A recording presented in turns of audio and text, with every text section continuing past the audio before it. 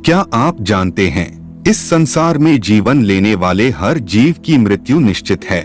मृत्यु के बाद मनुष्य के कर्म तय करते हैं कि उसको स्वर्ग की प्राप्ति होगी या फिर नरक भोगना होगा। जन्म के बाद मनुष्य के साथ जीवन में कई अच्छी और बुरी घटनाएं होती हैं।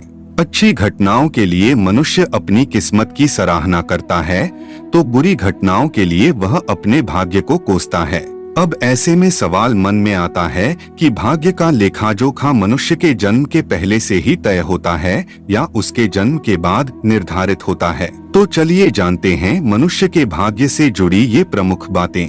नमस्कार मित्रों, आपका हमारे चैनल सुंदर वचन में स्वागत है। पंडित इंद्रमणि घनश्याल बताते हैं कि आचार्य चाणक्य ने अपने नीति शास्त्रों में जीवन के संकटों से उबरने के लिए सैकड़ों नीतियों का वर्णन किया है। आचार्य चाणक्य ने बताया है कि किसी भी मनुष्य के भाग्य की 5 चीजें माँ के गर्भ में ही तय हो जाती है, जिसे कोई भी बदल नहीं सकता। आचार्य चाणक्य ने इसे एक श्लोक के द्वारा समझाया है। आयुः कर्म च विद्या च वित्त निधनमेव पंचैतानि विलिख्यन्ते गर्भस्थस्यैव देहिन। आचार्य चाणक्य कहते हैं, किसी भी जीव की आयु, कर्म, धन संपत्ति, विद्या और मौत, ये 5 चीजें उसके भाग्य में उसी समय लिख दी जाती हैं, जब वो अपनी माँ के गर्भ में होता है। इन चीजों में जीवन भर कोई बदलाव नहीं आता।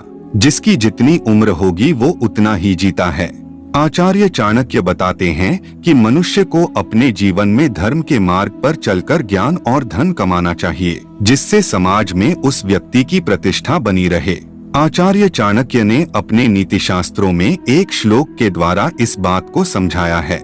धर्मार्थ काम मोक्षेषु यस्यैकोपि न विद्यते जन्म जन्मनि मत्र्येषु मरण तस्य केवलम।